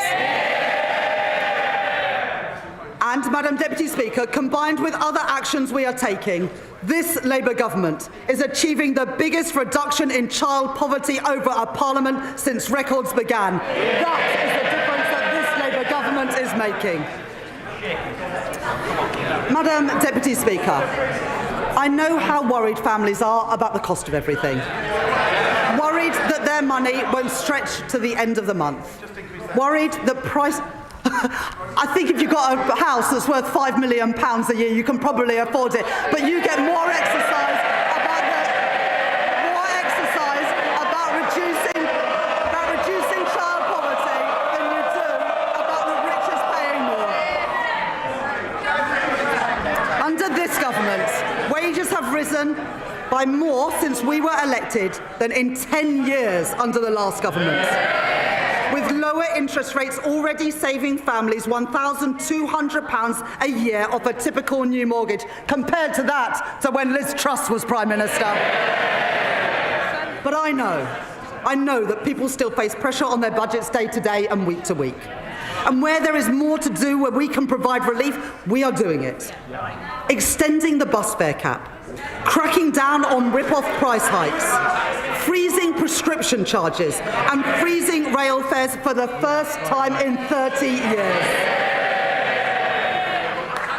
I am increasing the basic and new state pension by 4.8%, an increase of £440 per year for the basic state pension, and an increase of £575 per year for the new state pension, in line with our commitment to the triple lock. At the election, we promised a genuine living wage, and we are delivering it. At the budget last year, I increased the national minimum wage and the national living wage, and I am doing the same this year too. Accepting the recommendations of the Low Pay Commission in full and increasing the minimum wage for 18 to 20-year-olds from £10 to £10.85 an hour, and increasing the living wage from £12.21 to £12.71 an hour. Under current plans, the temporary 5p cut to fuel duty that was introduced during the pandemic will come to an end in April, and fuel duty will be uprated in line with inflation. But I know that the cost of travelling to and from work is still too expensive. And so I am extending the 5p cut until September 2026. And because I know that changes in wholesale prices are not always passed on to motorists, I am bringing in new rules to mandate petrol forecourts to share real-time price rises through a new fuel finder, empowering drivers to find the cheapest fuel, calling out rip-offs and strengthening competition, saving the average household £40 a year. Madam Deputy Speaker, one of the greatest drivers of the rising cost of living is the cost of energy prices. The cause of high energy bills must be tackled at source, and so we are investing in energy security, in nuclear and renewable energy, and in insulation through our Warm Homes Plan. But that's not enough when people are struggling with energy bills today. The Conservatives' Eco Scheme was presented as a plan to tackle fuel poverty. It costs households £1.7 billion a year on their bills. And for 97% of families in fuel poverty, the scheme, get this, has cost them more than it's saved. It is a failed scheme, and so I am scrapping it, along with taking other legacy costs off bills. And as a result, I can tell you today that for every family, we are keeping our promise to get energy bills down and cut the cost of living. With £150 cut from the average household bill from April next year. Money off bills and in the pockets of working people. That is my choice. Not to neglect Britain's energy security like the Tories did. Not to leave working families to bear the brunt of high prices like the Tories did. But to get energy costs down now and in the future. That is the Labour choice. And Madam Deputy Speaker, one more thing. Because of our action on bills and on prices, as a direct result of this budget, the Office for Budget Responsibility confirmed today that inflation is coming down faster and will be a full 0.4 percentage points lower next year. That's the benefit of a Labour government cutting the cost of living. Madam Deputy Speaker, this Labour government is changing our country. In the face of challenges on our productivity, I will grow our economy through stability, investment and reform. I've met my fiscal rules and built our economic resilience for the future. I have asked everyone to contribute, yes, for the security of our country and the brightness of its future. But I have kept that contribution as low as possible by reforming our tax system, making it fairer and stronger for the future. I have protected our NHS, maintaining public investment and driving efficiency in government spending. I've taken action on our broken welfare system, rooting out waste and lifting children out of poverty. And I have cut the cost of living with money off bills and prices frozen, all while keeping every single one of our manifesto commitments. Those are my choices.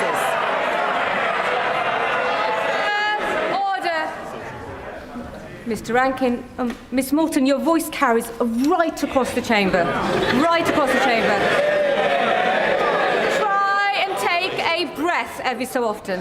Chancellor. Those are my choices. Not austerity, not reckless borrowing, but cutting the debt. cutting waiting lists and cutting the cost of living. Those are Labour choices, promised and delivered by this budget, promised and delivered by this Labour government. And Madam Deputy Speaker, I commend this statement to the House. That's Rachel Reeves delivering and ending her budget statement. We will stick with the response from the Leader of the Opposition, just for a few minutes anyway, and then I'll talk to Natasha Clark, LBC's political editor. Some big moments in that speech. A very confident, or seemingly confident, Chancellor of the Exchequer. Stay with LBC. You can watch the whole programme live. It's being live streamed on the LBC app, and you can listen in the usual ways as well. The Speaker of the House of Commons trying to keep it under control ahead of the Leader of the Opposition responding to the speech. I think she's got some House business first, standing order, first motions, that kind of thing. Actually, while she's doing that, why don't I just talk to Natasha Clark, who's sitting right next to me.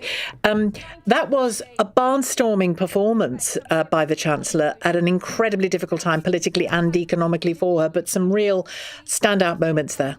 Yeah, absolutely. And I think, Sheila, this has been the most trailed budget that we've ever seen. And there was so much of it that we already knew was going to be in it. It's been leaked to high heaven, including, the real pinnacle of it, seeing the OBR itself, the Office for Budget Responsibility, accidentally publishing it on its own website. Which it's meant to do after she's finished. Meant to do, and kind of now. Says it's meant to publishing it exactly now.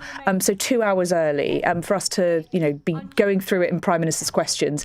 Totally unprecedented.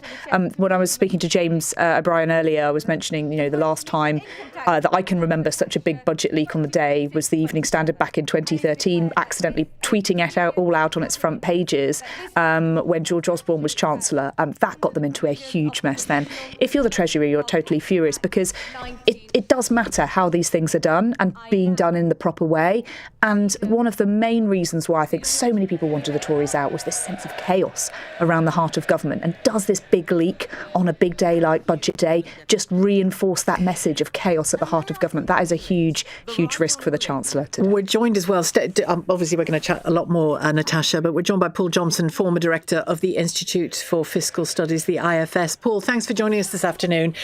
Child benefit cap out, we expected. The tax thresholds remaining in place, we expected as well. Changes to ISAs. She focused heavily on my choices, Labour choices. I'll talk about that more with Natasha in a moment. What stands out for you here today?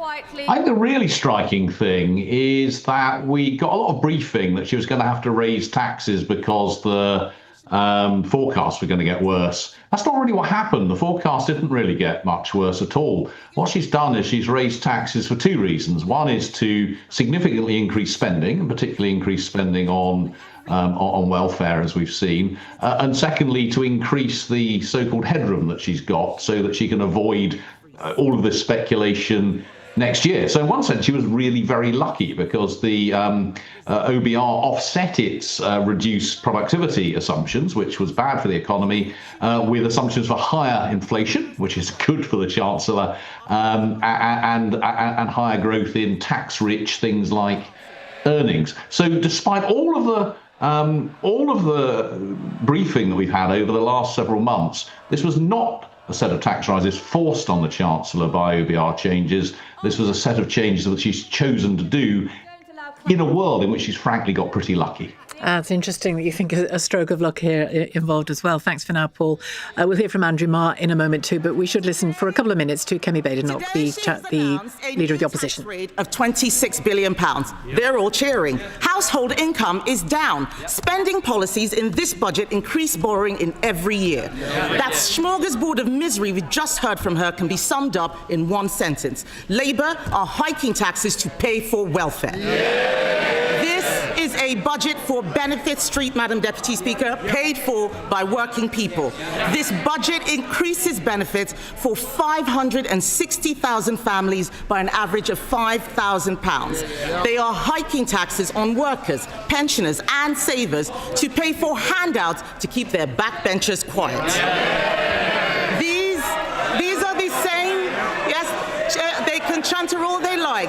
These are the same backbenchers, Madam Deputy Speaker, who cheered last year when she taxed jobs and left more than 100,000 people without an income. They cheered because they didn't understand the consequences of what they were doing, and they still don't. Madam Deputy Speaker, it's not been an easy time for the Chancellor. No one liked seeing her sitting on those benches as it dawned on her that her own backbenchers were going to do to her political career what she's done to our economy. But she could have chosen today to bring down welfare spending and get more people into work. Instead, she has chosen to put up tax after tax after tax, taxes on workers, taxes on savers, taxes on pensioners, taxes on investors, taxes on homes, holidays, cars, I think even milkshakes, taxes on anyone doing the right thing. She and this government have lost what little credibility they had left, and no one will ever trust her again. What's amazing, Madam Deputy Speaker, is that she has the nerve to come to this House and claim this is all someone else's fault. A laundry list of excuses. Yes. Madam Deputy Speaker, they blame the Conservatives as if we've been sneaking into the Treasury under the cover of darkness to give pay rises to the unions. She inherited an economy with inflation at 2% and record high employment. She has tanked it in just over a year. Endless excuses. She blames Brexit. She blames Donald Trump. She needs to blame herself. And I've got some news for her. The Chancellor didn't seem to understand what the OBR was saying. Inflation is up, not down, and that inflation was stoked by her tax and spend decisions. The economic fiscal outlook says that they expect inflation to stay higher for longer. Everybody else has read it. She still hasn't read the OBR analysis. She blames higher than expected borrowing costs. Where does she think they came from? Those borrowing costs are driven by her lack of grip. Right, we will leave the House of Commons now. There'll be plenty of opportunity to catch up on the full response from Kemi Badenoch a little later, but I'm keen to dig down into the detail that affects your life, whether it's your business life, your family life, your saving life, whatever it is. We're going to dig into all of it over the next couple of hours. Natasha Clark's still with me, LBC's political editor, and Andrew Marr is here as well, presenter of Tonight with Andrew Marr on LBC. Clearly, any budget is political in nature as well as economic in nature, but this perhaps more so than many we've seen for a long while. We'll hear from Andrew in just a second. But Natasha, why don't you trot us through some of the highlights/lowlights of what she's just announced today? And like we were just saying, Sheila, obviously this is such a well-trailed budget. There's so little of it that's actually new today. But some of the things that we've got confirmed: an income tax threshold freeze for another couple of years. The fuel duty freeze will continue for another 6 months and then end. I think that's really interesting. We should get back into talking about that later. The removal of the 2-child benefit limit, as you say, is going to have a real impact on families. That extra charge on big homes, the so-called mansion tax for 2 million people, extra money for the NHS, schools, the minimum wage hike, the ISA cash limit reduced, and the salary sacrifice pensions scheme. We should also talk about that. Extra energy bills help. Clearly, I think the Chancellor wanted to make that her rabbit out of the hat. £150 off the average energy bill, she says. Will that make a difference? So lots of things in there to really dig into. But most of it we did already know, Sheila. But there were some things like the help for minors with their pensions and the blood scandal money, that it won't be taxed. It won't be subject to inheritance tax, however it's received. I mean, these are more niche sort of issues. Yeah, in terms of the top line stuff, there was a lot that we already knew was coming. But I think you're completely right that yes, some of these measures are going to have had some huge impacts. I mean, the number of MPs she name checked and thanked for their essentially lobbying. It's the job that they do to get her ear. Let's talk to Andrew about that really headline thing of the tax thresholds remaining. You and I spoke about this a week ago, and I made the mistake of suggesting it was a stealth tax. There's no stealth about it. There's no stealth. It is a huge tax rise, and it goes on for 3 years, which is a year longer, I think, than anybody had expected. She said a year ago this would be a tax on working people, which, if you remember, at the time of the election, the Labour Party said they would not be doing. Yes. She didn't try to dodge that today. She said that she said it a year ago, but that everybody was going to have to pay for this. It's a massive tax increase, and people are really going to feel it. I think more even than the smaller measures like the mansion tax and what she's doing on pensions. This is, she always likes to say she's a Labour Chancellor delivering a Labour budget, and that is absolutely what it was. I thought there were lots of smaller measures I quite liked here, but it's the surrounding politics, Sheila. Absolute chaos. I've been covering politics for an awful long time. I won't say how many decades, but quite a few of them. And I have never seen a day like this. I mean, this specifically the OBR drop. The OBR. I mean, leaking the budget. We've had chancellors resigning for leaking one tiny phrase from one tiny part of a budget just a few moments before they go into the chamber. Hugh Dalton. This is the entire budget leaked by the OBR, and she made her anger clear in the chamber about who was responsible. It is absolutely astonishing. The markets, by the way, had a massive heart attack when that happened. The bond markets were flying all over the place. They have now settled down, and the market reaction seems, relatively speaking, quite calm, even positive. Well, with that almost 22 billion headroom, you and I were talking about it an hour or so ago. Yeah. I'm sure they like that very much. That OBR leak, mistake, whatever it was, turns out to be, will a head roll? I think probably. I think somebody has to, really. That is just astounding, really, that could happen. And like I say, the entire document, not just a little snippet of it, as Andrew says, was available online and it's still available online. I've been reading it for the past 2 hours. People were in the chamber, weren't they? We will have a big resignation, I bet, so. by the end of play today. From the OBR? I think someone at the OBR has to take responsibility for that. But yes, you're completely right. That taking a step back, the politics of this budget. Tax rises. This is a tax bonanza of the likes that we have never really seen. Even the Office for Budget Responsibility say this is the third largest increase in tax for the OBR on record. So since 2010, only 2 other budgets would raise tax by more of a percentage take from that. One of them last year. Exactly. Exactly. And I think there will be a discussion by the end of the day, Sheila, about really, obviously, Rachel Reeves not breaking the actual letter of that manifesto in terms of those increase in income tax, VAT, national insurance. But is she breaking the spirit of the manifesto? Is she breaking what she said she wasn't going to do, what Keir Starmer repeatedly said he wasn't going to do, raise taxes on working people? And was that promise worth making that or not? Answer to your question, yes. She is breaking the spirit of the manifesto quite clearly. But if you say what matters to her most, and you heard her getting very, very emotional, actually she did really well, I thought, today. When she was sitting there on the front bench, somebody passed her a phone, which showed that her entire budget had just been leaked. I noticed that just before. You could see the expression on her face. She briefly shook her head, didn't she? Yeah. And to get up with the entire chamber roaring derision at her and deliver that budget so confidently, I thought was a great achievement. I also thought, you talked about her saying this is a Labour budget, budget, but she also said, didn't she, my choices. She took full responsibility for this because she knows the knives are out. They really are out for her and for Keir Starmer. But around the whole child poverty part of the budget, I thought you really heard her own emotion coming through.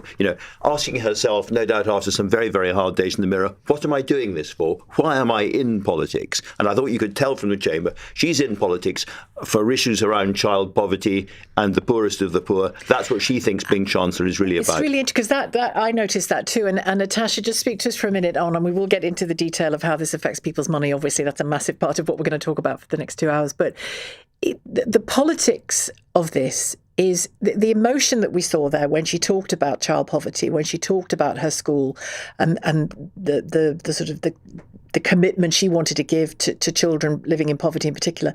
The emotion and the feeling around politics, it matters, doesn't it? How you make people feel in politics is really important. Yeah, and if you looked at MPs on the backbenches and what they were delighted to hear from the Chancellor in the budget, the only real measure that got them all waving their little papers was the lifting of the 2-child benefit cap. We have heard time and time again on LBC from MPs who have absolutely demanded it above nothing else. And Rachel Reeves's budget today was obviously not just about those Labour MPs. It's about Labour MPs, it's about the public, it's about so many different types of groups. But for Labour MPs, this was a really, really important part of her message to them, because there needs to be something to quieten that chatter in the Labour Party about her position and the Prime Minister's position. However, you heard that just from Kemi Badenoch. The opposition are going to seize on this. You heard her talk about this as a giveaway for Benefit Street. And actually looking at some of the detail in the OBR, it is a huge cash bung for some people who are on benefits, an average of £5,000 a year given to around 500,000 people who are on benefits. And there are some people out there who will say, that's not fair. Well, we should remind ourselves that although the lifting the 2-child benefit cap is very popular in the Labour Party, it is not popular out in the country. There is a majority against this because people think, why should I be paying for, quotes, feckless, quotes, people who have more children than I would have? So it's not, it's not necessarily a consensual or particularly popular policy. But she was boxed in, wasn't she, by her own backbenchers, by the polls, and by Gordon Brown. by Gordon Brown, campaigning has he been? Yeah, and by the we mentioned the financial markets. Yeah. They were the three sort of people she had to please. And if you look at that sort of trilemma, as it were, then she's done pretty okay so far. It's very early days, of course. The markets are still digesting this. They're going through the detail, and they'll be asking themselves, above all, is this a Chancellor or not who has control over public spending, control over welfare payments? At the moment, as I say, they seem pretty calm. I was interested, I mentioned it to you earlier, Natasha, I was keen to keep an eye on what she did on ISAs, and she did what we thought she would do, but less harshly, I think it's fair to say, because people over 65 still keep their allowance, but she's trying to encourage younger people in particular to invest and save differently, isn't she? Yes, and actually that does make me cross. Actually, I was speaking to a friend about this earlier this week in terms of the messaging that the government have got around pensions. They've been telling us, they're telling my generation anyway, you can't guarantee that you're going to have a state pension basically forever. We know that there are different difficulties around that. You've got to start investing in your own. This is going to make that harder, and we are all going to be paying more tax on the amount of money that we put into our pensions. Well, she did say at the beginning, didn't she? If you'd invested in stocks and shares, you'd have had £50,000 more. There's clearly nudge theory going on here. Absolutely. I think about 3/4 of this is paid by business, by employers, but a quarter by the people themselves. It's a very low amount, £2,000 a year. £4.5 billion she's taking out of this. It's a big change. It's a huge chunk, but after governments and treasuries of so many years saying you've got to put more into your pension, you've got to put more into your pension, you're totally now penalising the opposite. And if we are going to have an honest conversation about the state pension, which isn't going to happen until the end of the Parliament, because we know that all the government has committed to do that. Triple lock, committed to the triple lock. They want us to put more money into our pensions. 15 billion a year, the triple lock is £15 billion by the end of the Parliament. People talk about the bloated welfare budget growing and growing and growing, and an awful lot of that is about pensioners. Yeah. I think pensions took about 2% of GDP back in the 50s and early 60s. It's now north of 8%. It's a huge growth. We've got a habit of living longer, haven't we? That's part of the problem. And on that, you mentioned pensions, work pensions, for example, the salary sacrifice scheme. The interesting thing there is removing the national insurance exemption from it, because that was what I meant. That was what you were alluding to. That will dissuade disincentivising both people, companies, workers and companies from putting into our own pensions. And that just makes me very cross, Sheila. Okay. I'm sure you're not the only one who's very cross. What else do we look at here? Not austerity. There wasn't a great deal on there was a bit on public spending on those on local authorities, but when she says that we are deciding firmly against austerity, is that strictly true? I think it is strictly true. In terms of the individual measures that we haven't talked about, but I thought were worth mentioning, I thought extra money for local mayors is interesting because, we know that giving extra mayors extra money straight from the Treasury. We know that the mayors are doing better in many respects than central government is doing at the moment. That's a kind of recognition of that. I was very pleased to see extra help for the high street shops at the expense of the big global online retailers. They're taking money from their huge sheds all around the country. Everywhere you go, you see these massive sheds. They're going to be taxed more heavily, and a bit of that money is going to the high street. I thought that was a good measure. I thought there's an awful lot to like in the smaller measures in this budget. She's still totally committed to investment.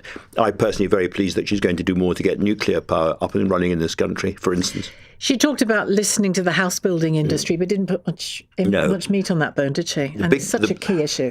The big problem is they're simply not building enough houses. And we had Angela Rayner going on and on and on about how many more houses Labour was going to build. There's precious little sign of it so far. It's a big cheer for bingo duty going. Yes, and that sort of goes back to the sort of what Rachel Reeves has been trying to do around this budget. She keeps saying the word fairness. I'm going to make things fairer. And the bingo duty, the sort of levelling of those taxes, the online, offline gambling, and a number of other things that she feels that she's levelled the playing field on. I haven't actually checked this on the taxi tax that we were expecting to see, the levelling of the playing field between black cabs and Uber drivers in terms of the amount of VAT that they pay. I wasn't sure what she was saying there. She talked about cab journeys that are dealt with like a coach tour or something, and I wasn't quite different sure levels of tax. The private hire Uber vehicles have managed to basically have a loophole of tax exemption. She, at least it was reported ahead of the budget, was going to close that tax loophole. Fairness. Is this a budget of fairness? I think is a question we will all be asking ourselves at the end of the day, and whether she feels that she has done it. But clearly, from what you heard from her just then, she feels this is a fair budget. One of the headline measures I think is going to cause a lot of debate is the so-called mansion tax on properties over £2 million, because you go around old Britain and there's lots of old brick buildings with windows which have been bricked up, and that was because once there was a window tax, you were taxed for the number of windows. Does the Oxo Tower fall into that category? No, it's too new, but there's a lot of older houses. People have simply bricked up their windows to avoid tax. In this case, if you're hovering around £2 million, maybe you break a window, or you dirty the front of the house and bring the price down just below your 2 million. And similarly, if your house is just over 2 million, will the price drop because you now pay this impost, and therefore it falls below? It's a really, really difficult thing, I think, to actually collect the money. And Kirsty Allsop was saying on your programme yesterday, it's hard to say for sure what a house costs because it costs what somebody's prepared to pay for it. Thank you very much to both of you, to Andrew Marr, presenter of Tonight with Andrew Marr, of course, on LBC. Lots more from him later. And Natasha Clark, LBC's political editor. Ditto, many thanks to you. Coming up after the news at 2. Going to continue with this. Want your calls as well and what you've made of it, how it affects you, or any questions you have about how it affects you on 0345 6060 973. I'll be joined in a few minutes by Zia Yusuf just after the news, Head of Policy at Reform UK. The Chancellor got a couple of digs in to them, didn't she, in the course of the speech. And Stephen Flynn will join us as well, the SNP leader in Westminster and the MP for Aberdeen South. She was doing a bit of goading of them too, wasn't she, in the middle of the speech? Stay with LBC. You can watch the whole programme streamed live on the LBC app and listen in the usual ways. On your radio, on the LBC app, and Play LBC. Leading Britain's conversation. This is LBC. From Global's newsroom at 2 o'clock, the Chancellor has revealed the government's taxing and spending plans, although many details were released in error by the Office for Budget Responsibility before her speech. Rachel Reeves revealed the net financial debt this year will be £2.6 trillion and said £1 in every £10 spent is on debt